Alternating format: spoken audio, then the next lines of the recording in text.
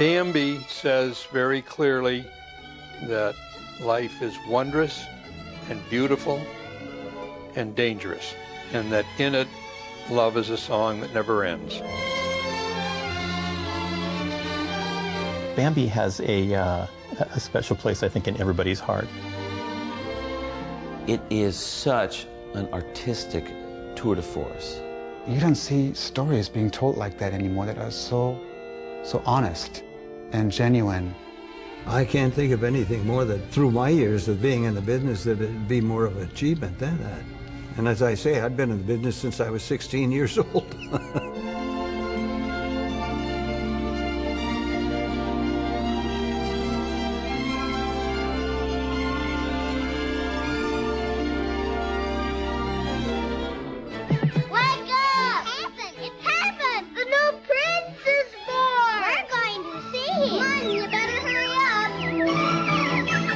The story of Bambi is really the completion of a cycle.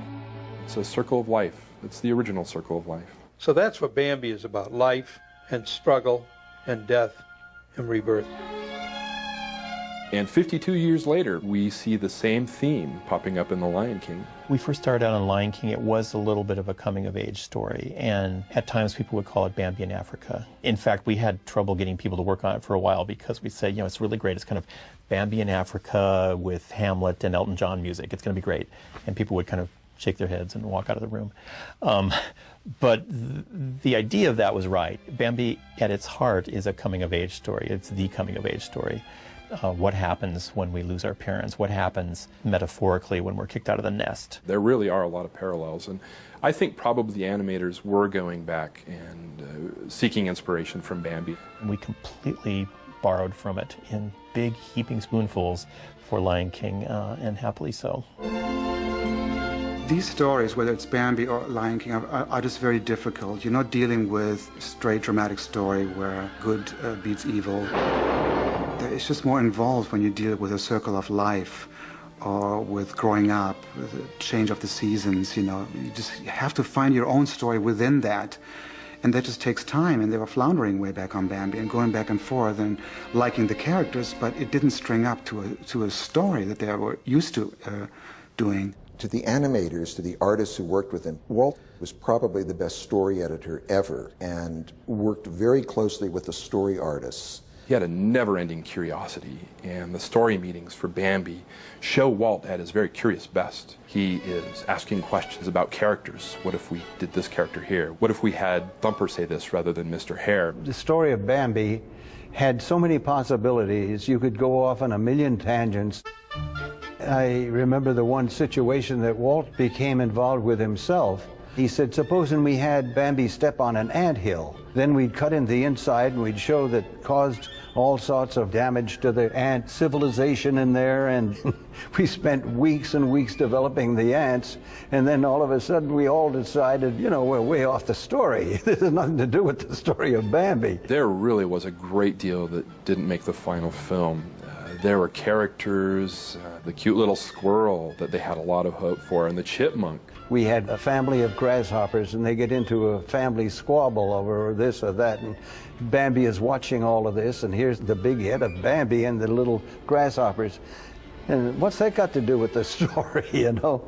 And this would go on many times. For example, Thumper had a father who had a big role in the movie, which didn't really work out. They were just fine with just a mom. And there are lots of story sketches for things involving bees and insects. A wonderful sequence that Walt absolutely loved, with a bee inside of Bambi's stomach, and how they would go to the ear to talk to the bee, and then they would go to Bambi's mouth to hear what he had to say, and gags, and ultimately all of this didn't end up in the final film. Well, I think a lot of the telling of any animated film, and particularly Bambi, from what I've read and heard from some of the people that were very closely involved with it, is that it was sculptural.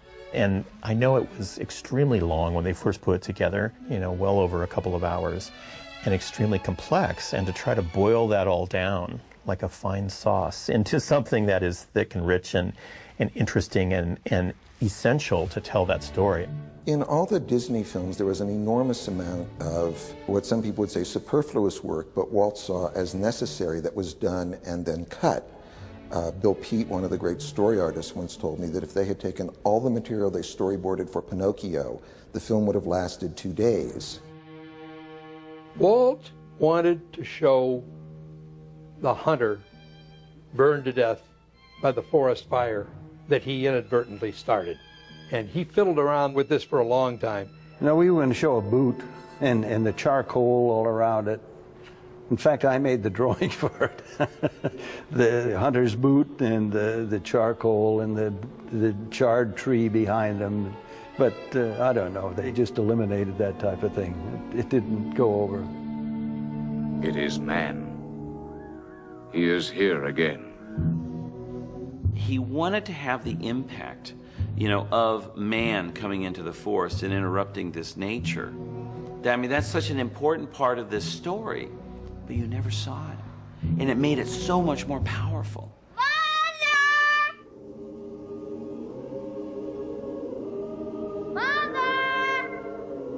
Many people remember seeing the film in their childhood, as did I, and remember seeing the mother shot. But she was never seen shot. She died off camera. But the impact was such that people remembered actually having seen the mother die. Disney at one point had thought of actually showing that scene on screen, and there are storyboard sketches of the mother being shot. But eventually they decided that that was not something that they wanted to see on screen. In many ways, I think it's more powerful. Lion King was a little bit of a different story. We felt like on that film we had to deal with a dead body, and Simba actually walks up to Mufasa and says, "Dad, Dad, come on, we have to go home." I think we probably dealt with it in Lion King in a more 90s way. Simba had to go out and truly grieve over the death of his father.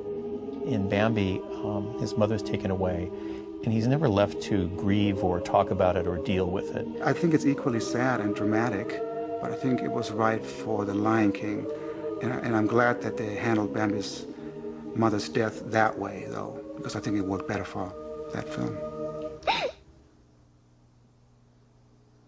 Your mother can't be with you anymore.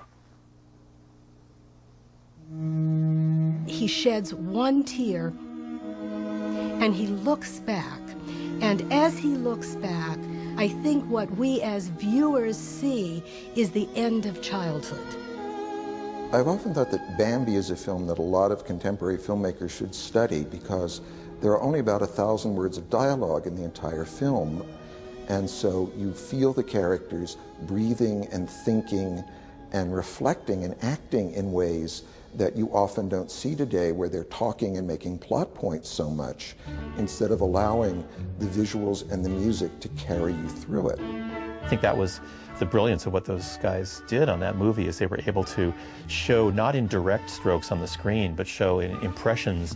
It was more important to lead the audience to a certain point and then let the audience's imagination take over. Much more powerful. And that's why, to me, Bambi, even visually stunning, but it still looks very lean story-wise, really boiled down to its essence.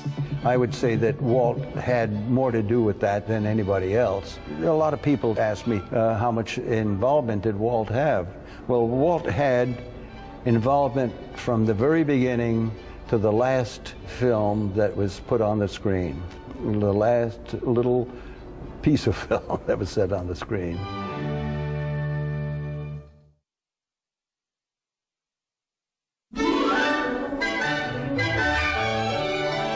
To Disney, I think there really wasn't a distinction between the story and the characters. The characters were the story and vice versa. What he tried to do in his pictures was to get definite personalities in the cartoon characters. And he said, without a definite personality, a character can't be believed. I'm thumping. That's why they call me Thumper. In Bambi, Walt wanted some poetry and some realism, and they hadn't done that. So he took his top animators, the top draftsmen from the studio, and even then he wasn't sure whether they could pull it off. And he left them alone for a while to do some test animation, and I remember Frank Thomas did the scene where Bambi's chasing the butterfly, and I also remember Milt Kahl did the scene where Bambi's trying to jump over a fallen tree, and then flops on it, belly down. You didn't hop far enough. And those were the first scenes, the first pencil test that Walt saw. And they showed their pieces of animation to Walt. Fear and trembling, because is it going to go or is it not going to go? These are the relationships that are going to make the movie. And after the lights came up, Walt turned around and he had tears in his eyes. And he said, "That's pure gold, boys." And that's what Bambi became. Walt was always wanting to push the envelope of what animation could do. In a film like Bambi, he's clearly pushing naturalism to a degree that no one has matched since in animation, and it's unlikely anyone ever will. I think Walt picked his team for Bambi very, very carefully because he knew that this animation was going to be more difficult.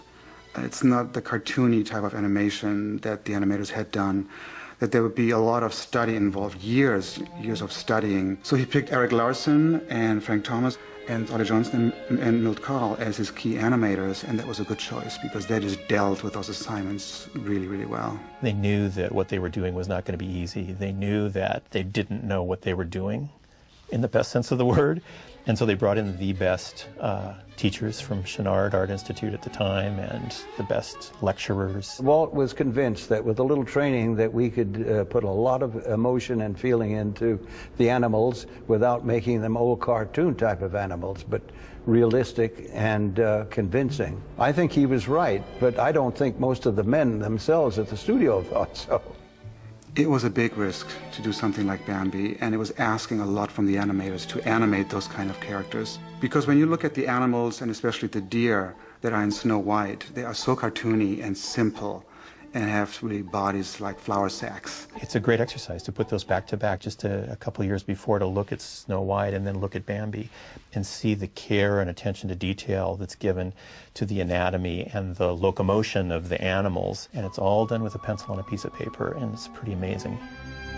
So this is one of the original model sheets that was actually used in the early 40s. This one has a date on it, the 23rd of May 1940, when this was approved.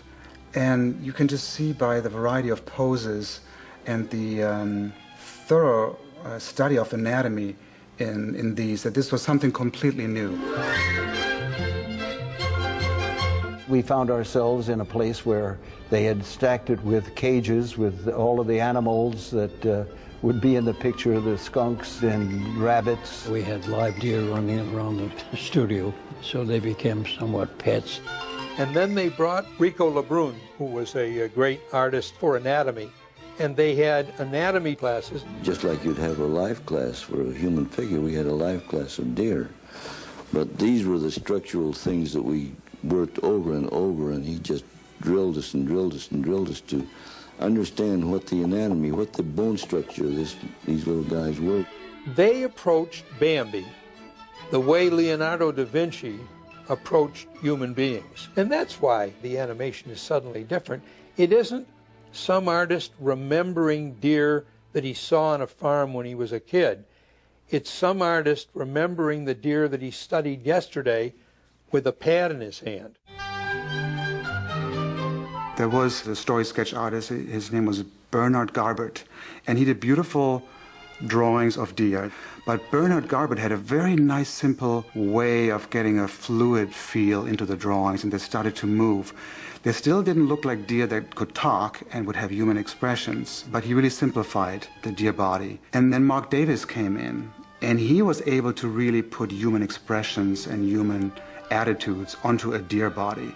So that was really a breakthrough. When Mark Davis was working on the designs, he studied expressions, particularly in babies, and applied some of that knowledge to the designs of the animals. I was going through a book on child psychology, and these are all based, every face is based on the expression of human babies interpreted into the head of a young deer.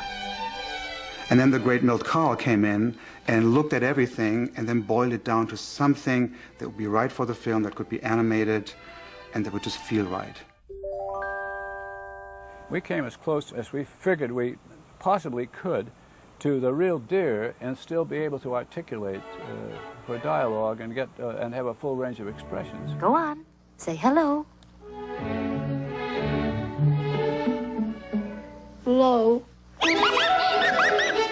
think that influenced animators, you know, for decades, up even to today, because when you have a story that you want to portray a world and make that world very, very believable, you know, and that world is a natural world, inevitably you always look at Bambi as one of the great examples of that. When you look at, say, Ollie Johnston's animation of Thumper. It's delicious. Why don't you try some? I did stuff where Thumper tells him, no, don't eat that green stuff. Just eat the blossoms. That's the good stuff. Thumper, what did your father tell you?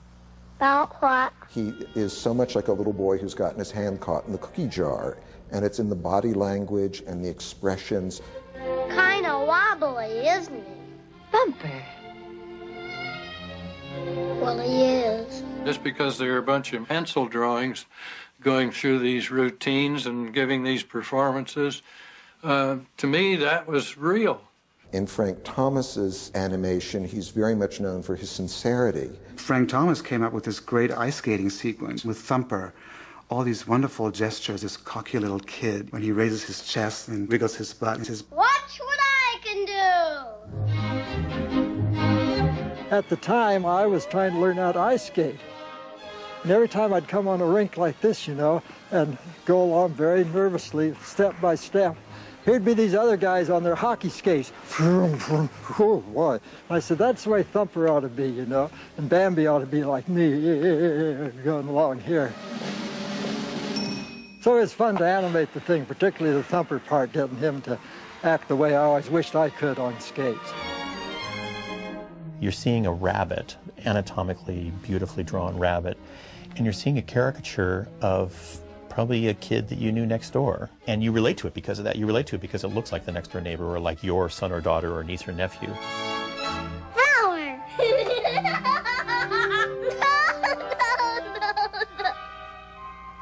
That's not a flower! He can call me a flower if he wants to.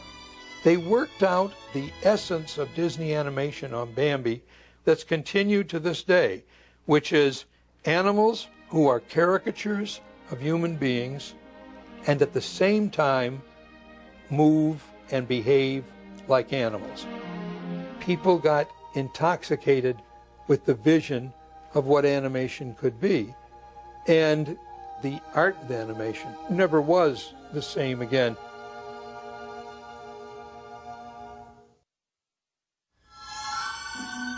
Burr. Burr. Look, he's starting to talk. Well, the voices in Bambi are not famous voices. They were not child actors that had been in films. Say bird. But they're perfect. They're absolutely perfect. Bird.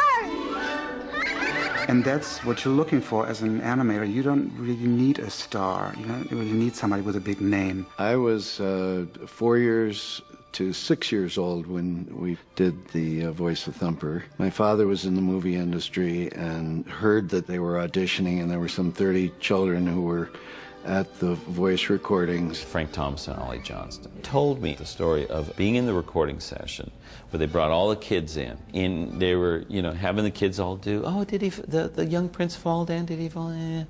And there's a, did the young prince fall down? Did the young prince fall down?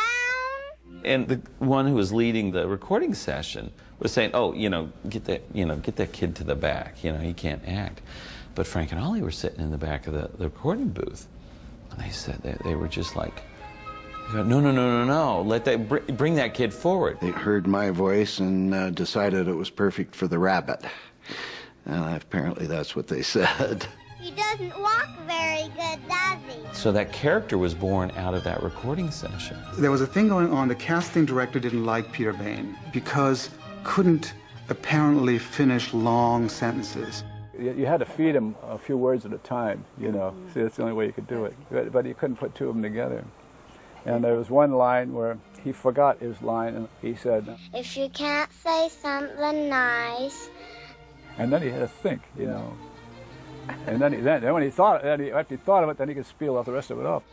Don't say nothing at all. What came out in the end was so different and charming and unusual. Come on, it's all right. They found this innocence and sincerity in this kid to give you that performance, and then to be able to have the animation to go along with it. Some fun.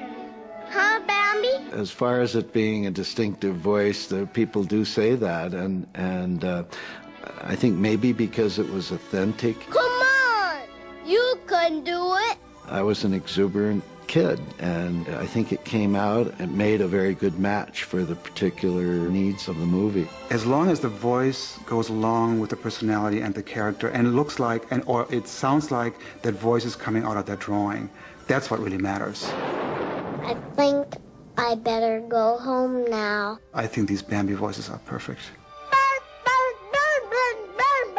My original hiring from Mr. Disney was to be the model. The first experience that I recall doing any work there, when I sat on a stool, and some nice people, very gentle, would say, "We want you to look up like you're afraid, look like you're surprised." And we had a great time. Hello, Bambi. I suppose my mother brought me to audition, and it was after I was in Gone with the Wind, so it would be age 5. I certainly was not professional. I said hello. I think Mr. Disney had an extra sense of, let's have real children in, doing real children things, because these are young children animals.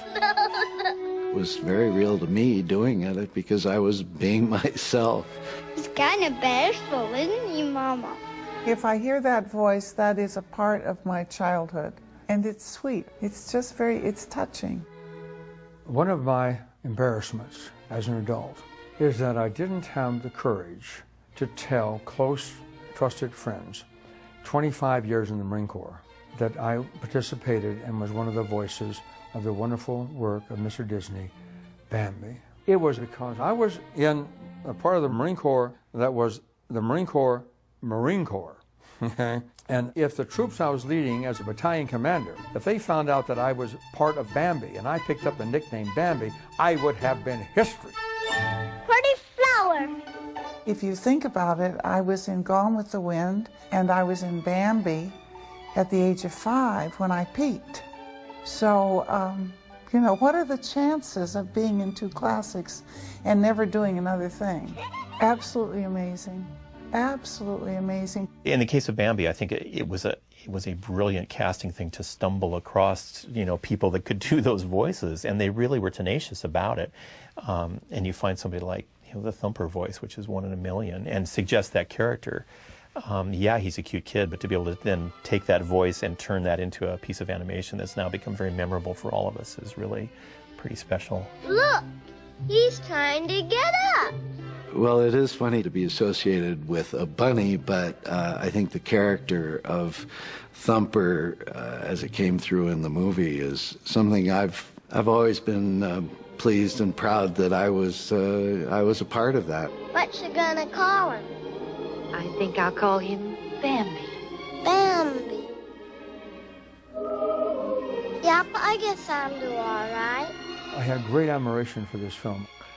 I remembered the sensitivity of what the coaches gave me when I was doing the voice. And films like Bambi allow the children to be children before they got biased and hammered with all the things that we experience in adulthood. And I respect that deeply. It's just humbling. And how did I get so lucky? And I feel a little guilty accepting praise or oh my gosh, you did this, because what did I really have to do with it? But I am never going to diminish the great good fortune. It's amazing that I would have been in Bambi. It's amazing to me, and I'm very thankful.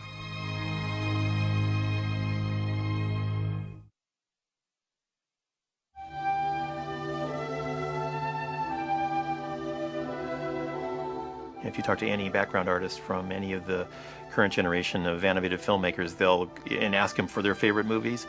Bambi is going to be at the top of the list because of its painterly style. The talent is awe-inspiring on all levels. I don't ever think up until that time they had done backgrounds like that. To have the guts to say we're not going to draw every leaf, we're going to do impressionism. The idea was not just to kind of depict nature, but kind of go for a feeling that you get when you're in the woods. When they were going to work on Bambi, Walt sent a team of photographers up to Maine to the forest, and they made studies of the forest and the forest creatures. And he came back with hundreds of pictures. And we were very much enthused with that type of thing, but it didn't work. We were doing too much detail. And then after Walt looked at millions of leaves and trees, he was getting a little discouraged about how we're going to do this thing. Each of the great Disney features have certain artists who would kind of set the tone or the keynote them in a way. And on Bambi, it was Tyrus Wong, who was a Chinese artist who came to America as a young man, as a boy actually, had studied art here, and he brought a Chinese aesthetic to his paintings. Because I got married, Chinese family, when you get married, well, you have to support wife, right? So I said, well, I talked to my wife. And so she asked him, said, why don't you go over to Disney Studio and ask for a job?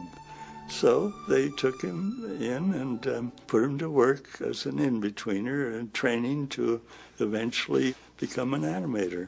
Well, in-betweening, you're doing the drawings in between the main drawings, and it becomes very repetitive, and it can drive you crazy sometimes. And boy, when I did that, when I get home, my eyes would feel like it ready to drop out of the socket. It's constantly flipping the paper, and I think I was there for about a month or so. So I finally found out that they were doing Bambi. I'm mainly a landscape painter anyway, so I work up little tiny sketches and bring it in and show it to them. Tom Cartwright. He said, gee, what are you doing now? I said, well, I'm doing in-betweening. He said, maybe we put you in the wrong department. Walt had a wonderful way of organizing and finding talent, and a typical Walt Disney discovery by seeing his work. It was sometime later that we realized he had this marvelous color sense, and that you'll see in the film itself. So that's how eventually the style of Bambi came about. Tyrus Wong just needed a job in the Big Depression. What Tyrus Wong brought to the art direction is just absolutely stunning. And he had thousands of small-scale and large-scale sketches that were very lyrical and had that poetry that Walt wanted. When you take a step back from the story, which is hard to do with Bambi, but if you can, take a step back, turn off the sound, and just start looking at every image, you will be so stunned at how every scene is like this exquisite painting of nature. Not realistic, in fact very stylized, but it represents that feeling of being in the forest. It's the forest of your dreams and the forest you experience rather than the forest you actually see. And that's very much the aesthetic in Chinese landscape paintings. At that time, Chinese influence just came natural with me. We realized the simplicity of Ty's backgrounds, you could still get all the color you needed with simple forms. Then the main characters would show up beautifully in front of that. I think Walt was fortunate to have Tyrus Wong working there to come up with that concept. Although he's a very modest man and doesn't realize it, even today there are young artists who still look to him as one of the great talents ever to work in that area of design. It was transcendent, it really was. It's just absolutely beautiful and very unlike anything that we had ever done before at this studio. All of us, when we start out, we look to, what the masters did, and that's what, they're a bunch of masters. They paved the way. And so to see what Tyrus has done, and it's giving you inspiration to kind of branch out yourself and explore new areas that haven't been done before, because that's what these guys did. How much do you respect a stroke of brilliance? And I think that Tyrus was one of these painters that kind of come in and left his mark. It never dawned on me that had such an influence on you know.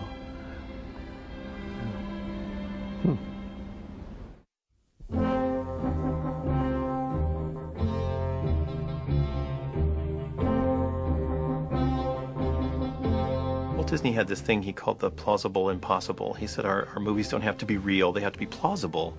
And yet what we're creating on the screen is completely impossible. And Bambi's a great example of that. Deer don't talk, and skunks and bunnies don't talk, but they do in Bambi. And this world seems very real and very alive. Big part of that is the backgrounds, the atmosphere, and the visual effects that go on when you're seeing the film. You've got flowers growing, you've got leaves blowing in the fall, and then you've got the forest fire. All of these things that happen out in the natural wild, you have to recreate those. And what people don't realize sometimes is all that had to be drawn. All that had to be drawn frame by frame in exactly the same way that the characters had to be drawn. There was also a lot of development going on in the camera department and doing optical effects. Walt was always had experiments going on in smaller films that he could adapt to the larger films. On the old mill painting, they established the effects of the ripple glass. Ripple glass was optically ground glass that had a pattern to it, and when you move that under the lens over artwork, you got this ripple water effect. You created these beautiful moments in water. They also used ripple glass for the fire, and it really created some heat distortions. The effects were so groundbreaking. When there's snow, you couldn't just animate snowflakes by just hand draw them. They did all kinds of experimentations by dropping cornflakes and filming that in slow motion and then bleaching it or just making it look white, and that was the right effect, sort of these cornflakes falling. Time magazine talked about a Disney artist being arrested for lying on his back on the sidewalk, staring up and not wanting to be moved. I don't know if that really happened or not, but the point is it could have really happened if he was a special effects guy, because what he wanted to know was, what do the raindrops look like as they come toward your eyeballs? Because we want to put that into the Little April Showers number. They filmed live action rain on a soundstage against a black background, and we're still using those film elements 60 years later. We used them in Little Mermaid, we used them in Pocahontas, in Lion King. And so there's a great sense of history and of paying homage to those early visual effects artists. Walt and his team were always looking for ways of creating dimension in their work. And you really saw this in a big way in the build-up to Snow White. They knew that to sustain a feature-length animated film, it couldn't just be a cartoon that was long. It had to actually have production values. And one of the things they tested in a short called The Old Mill was the multiplane camera. So it was taking a background painting, and instead of painting it on one piece of paper, they would break it off on several sheets of glass, maybe 4 or 5 deep. And so if you had a farm on a country road, you would see a piece of the fence and the mailbox, and on the next piece of glass you would see a piece of the road, and then on the back you'd see the barn. And when you put a camera there and shot through all those layers of glass, you would get a really interesting feeling of perspective. If you look at that multiplane camera shot, it takes you deep into the forest in the very first sequence of Bambi. The main thing it did was it gave the illusion of depth. And Walt wanted you to see depth because that's the way he saw that forest. There were shots that are just vistas that have so much depth you feel like you can just reach in and walk into that frame. It's great, and it's all part of the storytelling. All those effects, just like every other aspect of the film, the painting and the design and the animation, it's all that work that they put into that really made it pay off and make it such a great piece of art. Well, the result is it's up there on the screen. You can see it, and you've been there before. You know the whole forest. We look at Bambi and say, wow, that has all the romance of a beautiful old handwritten letter or a beautiful hand-done painting. And we see that. We see the humanity up on the screen in every way, and I think that's part of the reason we react to it the way we do.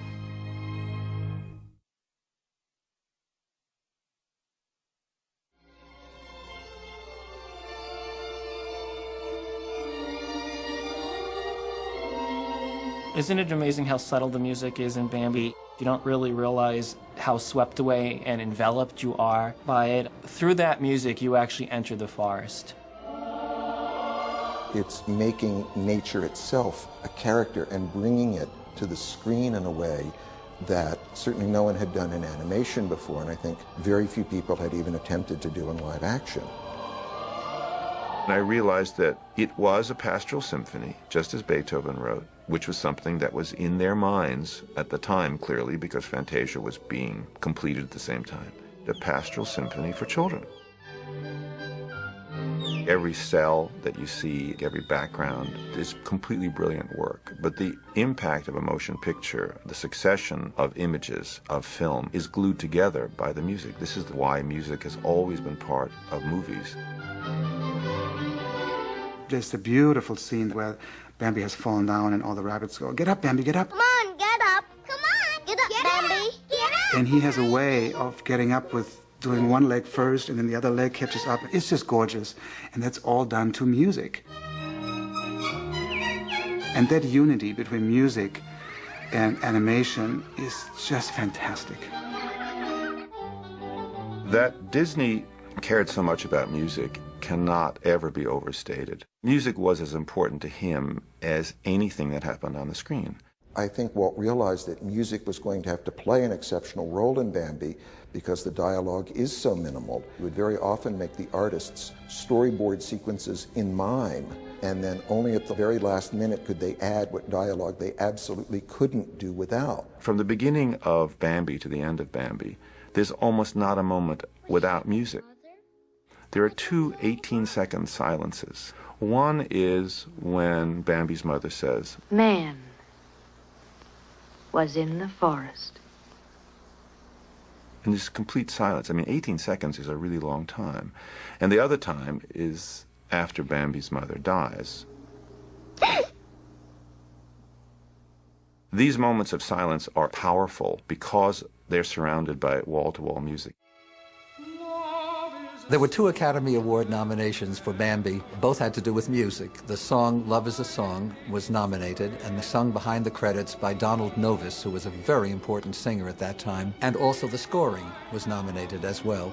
The main composer behind Bambi is Frank Churchill.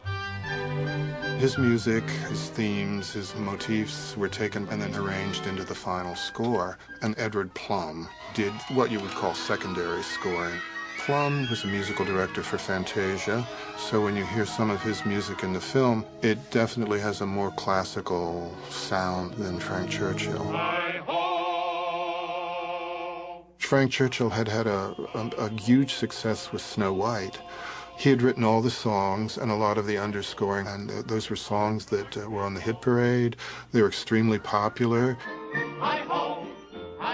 He wrote Who's Afraid of the Big Bad Wolf from the Three Little Pigs. Who's afraid of the big bad wolf, big bad wolf, big bad wolf? His melodies were very simple, very catchy, and very memorable.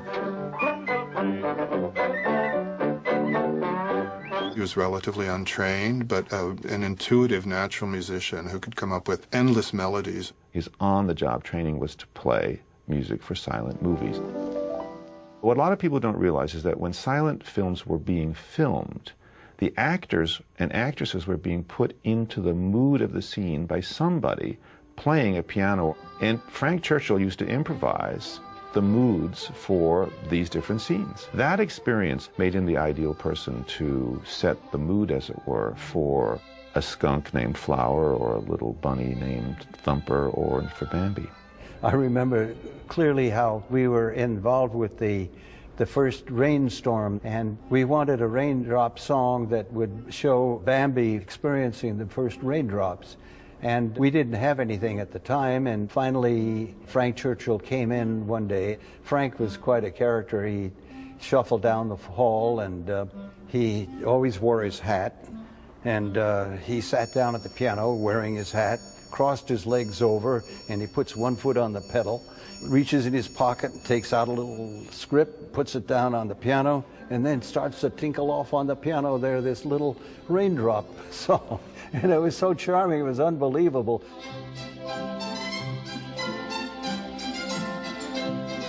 Somebody could take a chord and nothing, but Frank Churchill could take it and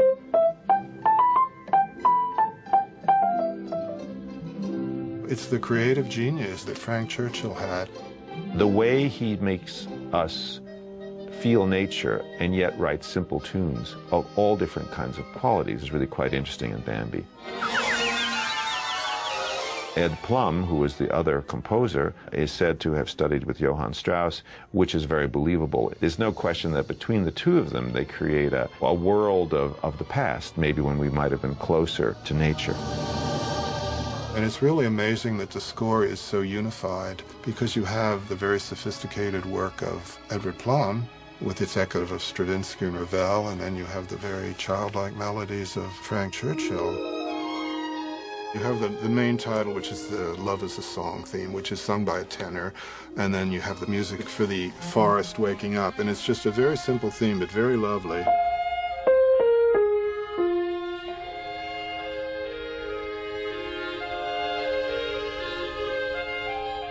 The man motif, which was just a simple three-note progression down here. And here's a melody that Edward Plum composed for the autumn sequence.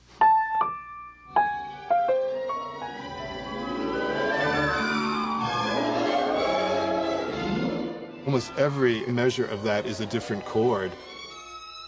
The whole film just has emotional power to it, generated by the musical score. Bambi is the first feature film of any kind where songs were sung off camera, not by the characters themselves, in order to pass on the narrative.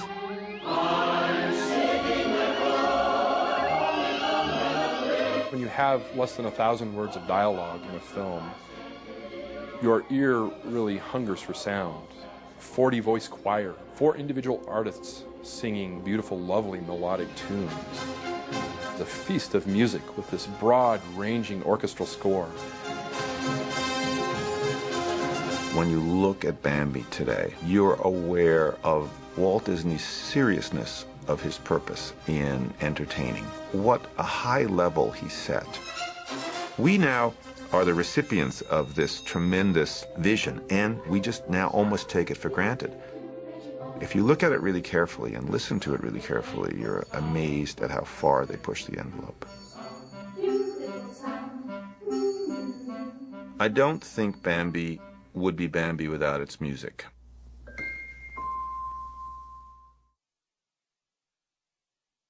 Of all the deer in the forest, not one has lived half so long. That's why he's known as the great prince of the forest. Bambi the book was published in 1928 and written by an Austrian author named Felix Salten. And actually he did 6 books, 3 of which were turned into Disney films, Bambi, Perry, and then The Hound of Florence, which became The Shaggy Dog. How does a novel written by a man who works in an insurance office in Vienna, who's bored out of his mind and starts to write the story Bambi, how that gets to Disney is already an amazing story. And it involves, of course, World War II. It involves everything that's going on at that period. Felix Salten's book came to Walt's attention by a fellow named Sidney Franklin in 1935. He was a producer and director of live-action films at MGM, and his films always had a great understanding of character and story and a lot of heart. Films like Goodbye Mr. Chips, Mrs. Miniver. Salten's book was a natural for Sidney Franklin. He optioned the film rights in 1933, and for a couple of years he played around with making an actual live-action version of the film. Sidney Franklin liked the book very much, but he didn't think that it was possible to do a picture that had that much emotion with the animals. So he realized the true medium for making Bambi would be animation, and my gosh, who better in the world to do this than Walt Disney, the king of animation. So he approached Walt Disney with the book. And the book itself had a lot of poetry and beautiful scenes in it, and dramatic scenes. And when Walt heard about it and read the book and saw what the possibilities were, he became extremely enthused about it. I think Walt was always somebody he was a nature guy. He liked nature, he liked the seasons, and he liked the outdoors. And so from that aspect, I think it was very close to his heart, and one of the reasons why he poured so much of himself into it. This is the kind of film he wanted to make. and it would be in advance.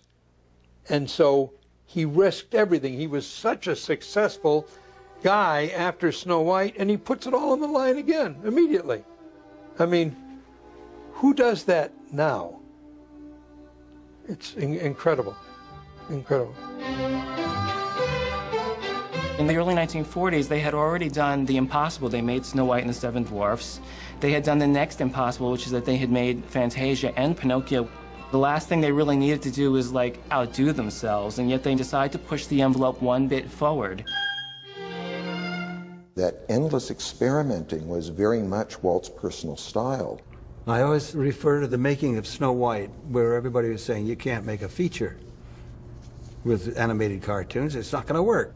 A lot of people thought that, including animators. And when Walt came in and told the animators, he said, you know, my idea is... Dwarfs' names fit their personalities. This guy here, maybe he is grumpy. He'll be different. He's not just another little old man. He'll be a grumpy little old man. And then this man here, we'll make him sneezy, maybe. He'll sneeze. This little fellow is bashful. He's secretly in love with Snow White. By the time Walt got through telling him about his characters, everybody's saying, yeah, I think we could do that. Yeah. Well, that's how Walt was. That kind of restless creativity that was never satisfied, that was always looking a couple of films ahead, I think is very clear in Bambi. And when you see the process by which it was developed, he's still experimenting and exploring and looking for, okay, where can we take this?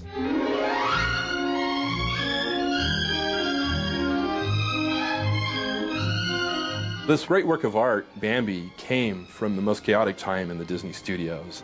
Really, the time that Bambi was in production, from about 1936 to its release in 1942, was a roller coaster ride for Disney in the studios. It was a very tumultuous time.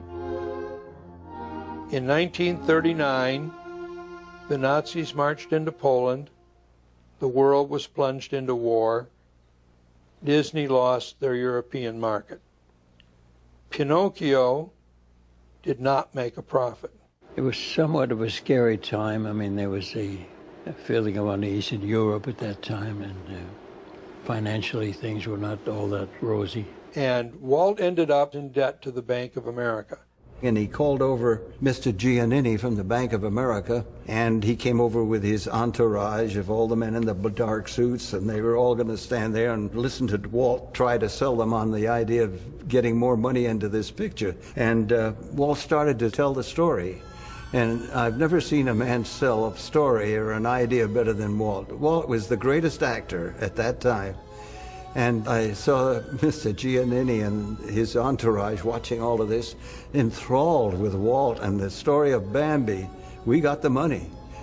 Walt was the best salesman I'd ever seen. In fact, if I had the money, I would have invested in it.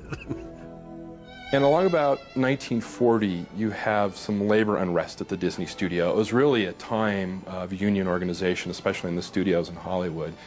And with the financial problems that Disney was facing, there were rumors rampant at the studio about potential layoffs. The Screen Cartoonists Guild was run by a real tough, hardline laborer named Herbert Sorrell, whose very name would bring most studio bosses to their knees. He went in with a meeting with Walt and said, you need to sign with me. Walt refused. He said, no, it's not my place to do that. I want to put this to a vote. I'll go with whatever my boys want. Sorrell had lost before on a vote, and I think he realized that he didn't have a majority of the artists. And he threatened Walt with a strike. Walt was adamant. He was not going to sign with Sorrell's union unless the boys voted it.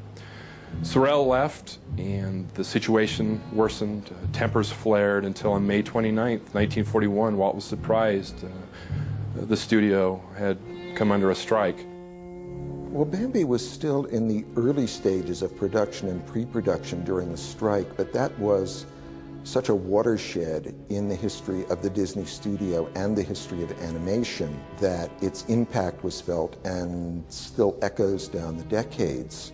I don't know that any of the key artists on Bambi went out on the strike. They were in a different area physically. We hardly knew that the strike was happening, and I naively just came into work every day. My sympathy at that time was very much with Walt, when he realized who he was, the origin of his pictures, and to have it taken away from him by the strikes. And then finally, they brought in a government mediator, and the government mediator settled the strike if Walt would take 2 strikers for every person that didn't go out on strike. And that's what happened to the studio. Then the Japanese bombed Pearl Harbor. We got in the Second World War. The war had an enormous impact on the Disney studio. The war turned our studio into a military reservation. All our facilities were devoted to making films for the war effort. And actually, you know, the studio was taken over. So he survived that way. By the time of Bambi's release in August of 1942, the world had been at war for almost 3 years, and the United States had been at war for 9 to 10 months. I find it maybe an overlaying emotion to the picture, but the idea that it opened in August of 1942 during the war in London. The world premiere was in London, right in the middle of it all. I mean, Bambi was much realer and intense dramatically than audiences might have been expecting from an animated film. Well, as a matter of fact, Bambi didn't make a profit on the first release. Pinocchio, Fantasia, and Bambi all lost money initially. Since then, of course, they've gone on to reap millions, but it took those films a while to be recognized for what they were by the general public. Walt should have been rewarded tremendously for Fantasia, for Dumbo, for Bambi, but the public was just simply on to global domination. But Walt was the eternal optimist. Now, even though we have the deer facing trials and tribulations and the loss of his mother, ultimately everything ends up all right. And that was sort of what was going on at the studio, is here Walt was going through all the trials and tribulations of the strike, the financial problems in the war. And I think internally he was an optimist. He felt that everything would turn out right, and that was Bambi.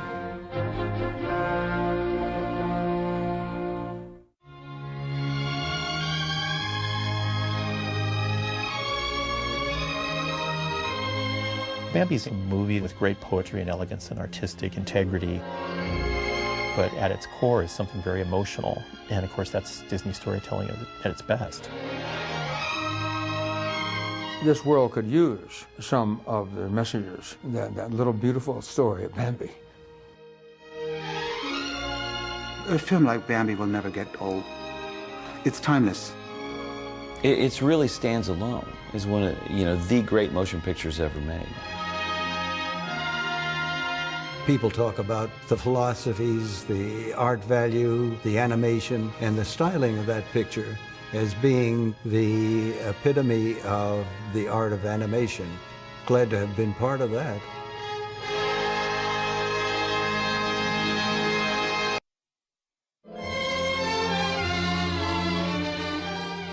Hello, I'm Patrick Stewart, and I'm delighted to say that I recently became a member of the Disney Pantheon of Voice Talent by portraying Bambi's father, the great Prince of the Forest, in the studio's upcoming release of Bambi 2. Over 60 years has passed since Bambi first charmed the world, and it continues to do so to this day. It's a timeless classic, but unfortunately, time has taken its toll on the original film elements. Thanks to the Walt Disney Company's commitment to preserving its timeless treasures for future generations, I'm happy to tell you about the remarkable, groundbreaking restoration that has taken place on Walt's masterpiece, specifically for this Platinum DVD release. Working from the original monaural music tracks, Bambi has been brought into this millennium with a newly created 5.1 Disney-enhanced home theater mix. It gives a vividness and scope to this magnificent score that is unlike anything you've heard before.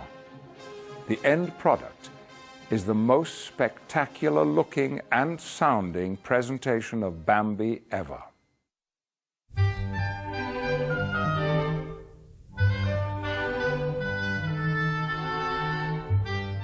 Bambi and some of our other classic films, the actual original nitrate negatives are being stored at the Library of Congress film vaults. Back in the late 50s, early 60s, the library decided to get into film preservation because a lot of the older films were just being abandoned. The film itself has basically the same chemical composition as gunpowder.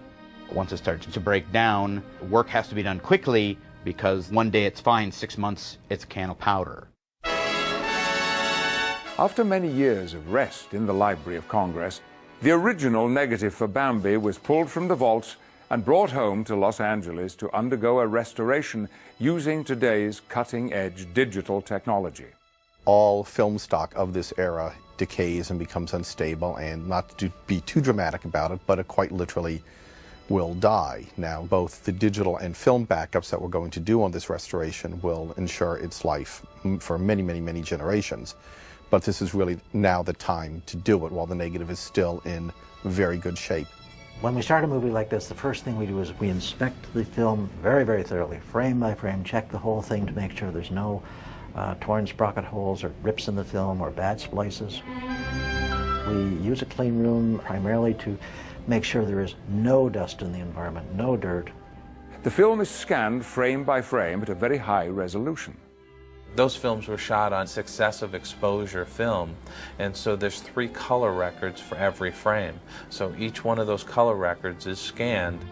These digital scans are then put through an automated cleaning process using software to remove dirt and other imperfections. Well, this is quite an occasion.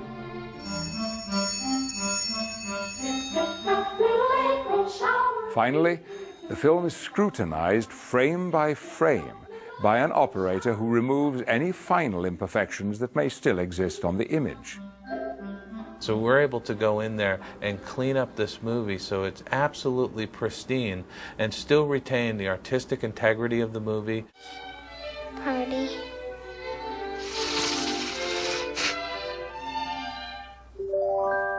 Once the film is completely cleaned, technicians begin an extensive color correction process. Their goal is to restore the outstanding artwork to its intended splendor and vibrancy. My responsibility is to maintain the look that the artists who originally made the film intended. The backgrounds in Bambi are each one of them a piece of fine art on their own merits. Referencing the original artwork for the film stored at the Animation Research Library, they painstakingly execute subtle adjustments to the hues, always conscious not to exaggerate the color tones or compromise the integrity of the original film. The quality of the artwork that was produced for Bambi was pretty phenomenal. So as part of our research when we're restoring Bambi, we look at the artwork very closely and understand the textures and the color so that when we're doing our restoration we can try to make sure we stay as true to that as possible. The result is an image free from dust, dirt, and scratches with brilliant colors and pristine visual quality, so stunning even Walt himself would be amazed.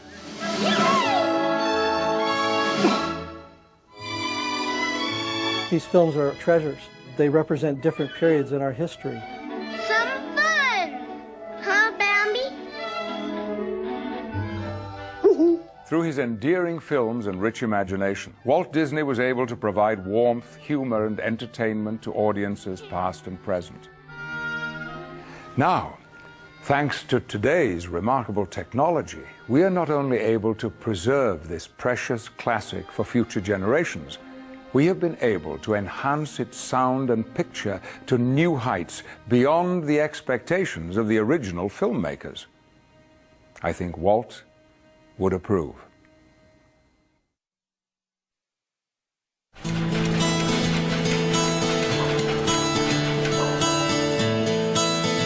The 1940s were one of the most pivotal decades of the 20th century. In 1942, the world was at war, fighting by land, by sea, and by air. Franklin Delano Roosevelt was in the White House, Winston Churchill was Prime Minister of England, and Joseph Stalin, leader of the USSR, was Time magazine's Man of the Year. Those left behind did their best to keep up morale. The USO was formed to lift the spirits of military personnel worldwide. Benny Goodman was leading the band, and Walt Disney was changing the face of family entertainment.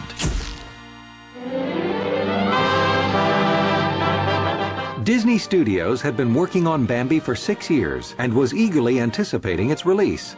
But with World War II raging overseas, the military called upon Walt to use his facilities to make educational, training, and patriotic films. Walt Disney orders his famous cartoon characters into battle dress. They're in popular demand as emblems for the armed forces. Walt complied and halted all commercial production, except for Bambi.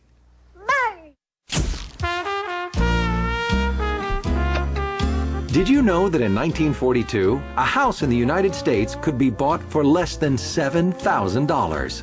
A car cost a little over $1,000. You could buy a movie ticket for about a quarter, ice cream for 15 cents, and soda pop was only a nickel. While big shoulders, elegant suits, and hooded coats were in style, and elaborate hats were all the rage, many women in the U.S. and abroad took to wearing slacks in the workplace. In baseball, the St. Louis Cardinals beat the New York Yankees 4-1 in the World Series. And in boxing, Joe Louis KO'd Buddy Bear to retain his title as heavyweight champ.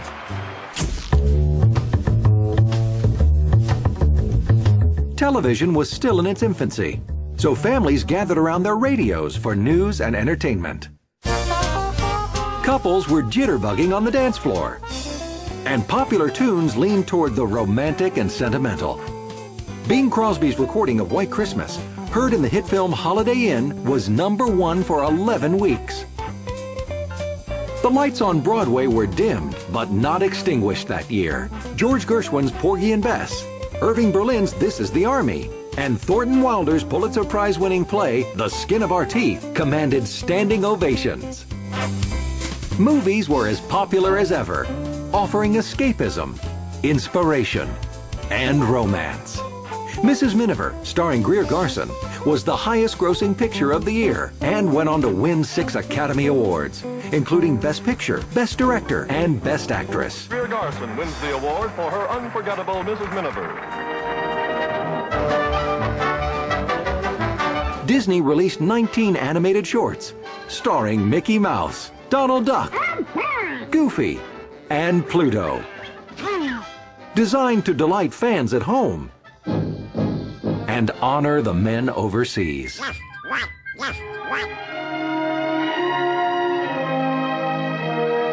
Promoted as a love story, Walt Disney, the world's greatest storyteller, brings the world's greatest love story to the screen. Bambi. Bambi was released on August 13th, 1942, and people lined up for blocks to see the new Disney animated feature film, making it one of the top 10 films of the decade.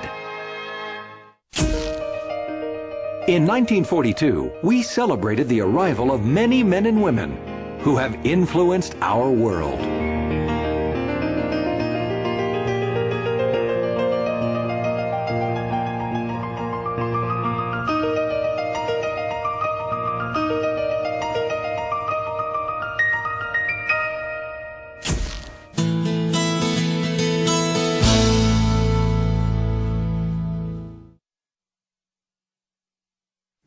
Hello, my name is Andreas Deja. I've been a Disney animator for almost 25 years. One of the things I love to do here at the studio is come to the Animation Research Library, where all the artwork for the Disney animated features is stored. Here I can see the work of the masters who worked on the classic animated films, including, of course, Bambi. I'd like you to join me now on a tour of the library and take a look at the incredible artwork that still exists from the original production. I have Doug with me here today, who is a researcher, and it's very important to have some help around here because you need somebody to show you where everything is. So Doug, tell me, I'm looking for some sort of hidden treasures from Bambi. Do you know if you guys have any artwork that might not have been used in the actual movie? Sure, let's take a look at a couple of these. Here are the story sketches. So these are actual sketches that were not used for the final film? That's correct. Yeah. I think they were trying to do a lot of work with a chipmunk and a squirrel, and this is one of the gags that they were working on here. And so this is the owl listening to them, right? There's something going on down here.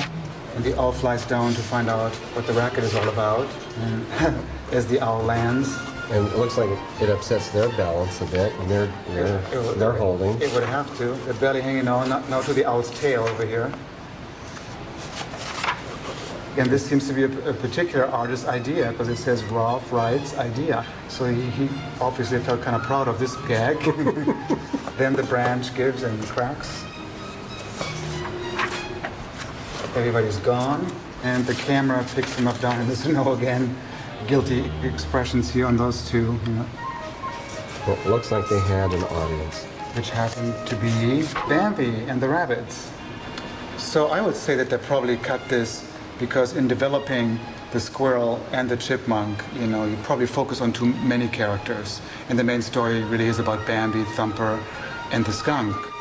You might find this interesting, Andreas, the bees, which we don't see in the final version of the film. I don't recall any bees in the movie, but I do remember they were working on a sequence between Bambi and a bee, where one of the bees was flying into Bambi's ear and ended up in Bambi's stomach. So these might be those bees, actually.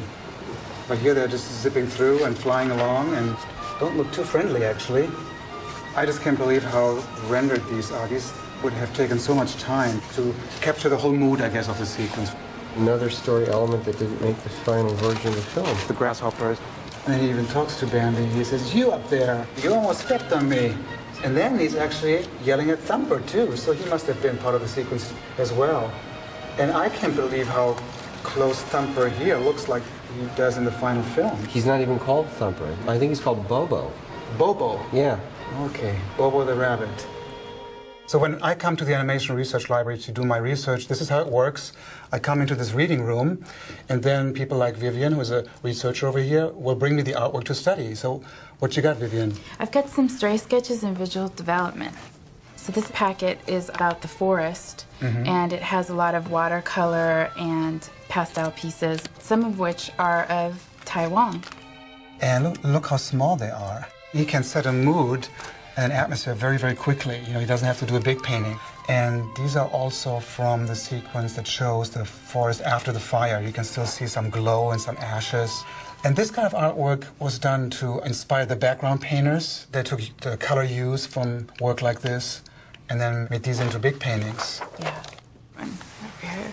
So this is a story sketch, and it's really unusual because when you look at this peculiar shadow over here, this is supposed to be man. I mean, you think of Bambi, they only talk about man, then you never really see a human figure. That's right. So at one point, they were actually thinking about showing man, like in the story sketch over here. So here we are having several versions of the character of Bambi and his mother. And you can see what the animators and the character designers go through, striving to achieve a final style. And they usually start out with realism.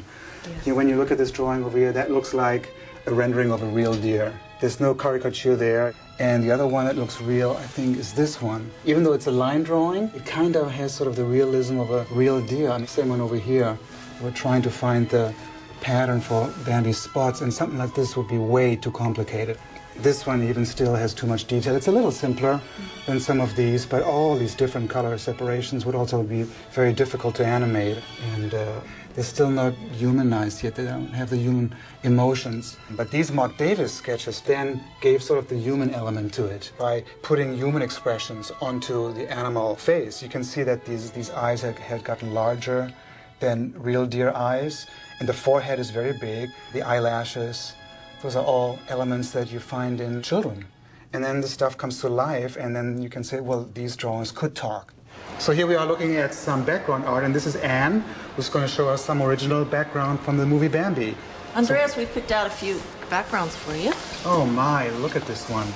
What really amazes me about this one is how long it is. It would have to be a camera move. So in other words, the camera, if it would start over here, would then move all the way across here, and you might have some birds or squirrels moving through. The thing about Bambi is that the background art is very unique. There's so much left out. It's very impressionistic. And then you have these wonderful accents right here where you have a spot of light and you can see detailed bark. And I would think that we would probably have a character ending up at this spot. So these two backgrounds here are from the fire sequence. You can see that this is all painted in red tones. And it's kept, again, so simple. So what you would have in the final film is the simplicity of this background and then the animation of the flames going across here, flickering away. It almost looks Chinese because the Tyrus Wong brought that influence to this movie. So Anne is going to show us some backgrounds that are actually painted on glass. Yep. And look at these beautiful pieces of art. And I believe, again, this is from the opening shot where we truck through the forest and we pass by this little lake. And the reason why there are holes in here, and this is not painted, because this is part of a multiplane setup. In other words, there was another layer probably behind this that showed an even deeper, lower background. Look at those colors. Beautiful. This must be springtime. I think this is the beginning of the spring sequence. And here again, that hole over here represents the water coming through because that would be on a different level. Some birds would fly through. That's why this is so long, because it's a pan background. But look at these impressionistic trees. I mean, just blotches of paint. And yet it all works. And we have Fox over here, who said earlier on he found something very unique. Hello, Andres. How are you? Good. How are you? Alrighty. This is actual Bambi animation that's out of picture. Of the So character it means of Bambi. that this scene is not in the movie. Correct. This was cut. Correct. All right, let's take a peek. Thank you.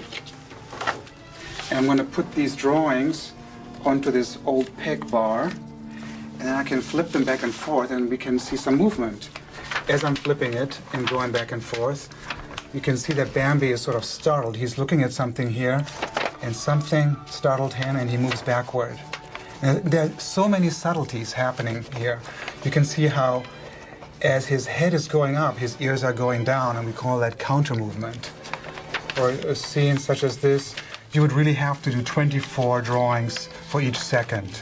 And you can see how much detail is involved. Even the spots that are drawn on Bambi have this perspective change. You can see this right away as they're going back behind him and then surfacing again on his rear. There's so much attention to detail. There's probably more detail in Bambi, I would say, than in any other Disney film. Bambi is really more than a movie. It's a work of art. And the more you know about it, the more you will enjoy it.